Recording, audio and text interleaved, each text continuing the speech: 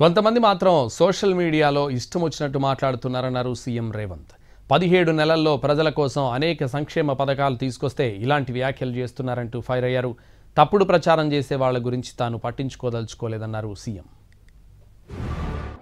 రైతు రుణమాఫీ 20,617 కోట్ల రూపాయలు, 25,55,364 మంది రైతులు పాస్ పుస్తకం చూసినప్పుడల్లా మా సోదరుడు రేవంత్ రెడ్డి 2 లక్షల రూపాయల వరకు 21,000 కోట్ల రూపాయల రైతు రుణమాఫీ చేసిండని మా రైతులు గుర్తు చేసుకుంటారు. ఈ విధంగా చెప్పుకుంటూ పోతే 50 లక్షల కుటుంబాలు ఇవాళ 200 యూనిట్లు ఉచిత కరెంటును ఈ రోజు పొందుతున్నాయి. 3,10,00,000 మంది తెలంగాణ రాష్ట్రంలో సన్న బియ్య లబ్ధిదారులు ఉన్నారు. వీళ్ళందరూ గుర్తు చేసుకున్నప్పుడు ఆ సన్నాసులు సోషల్ మీడియాలో చేసే తప్పుడు ప్రచారం నాకు ఒక లెక్కన అని చెప్పి ఈ రోజు మీ అందరి ముందర నేను చెప్పదలుచుకున్నా.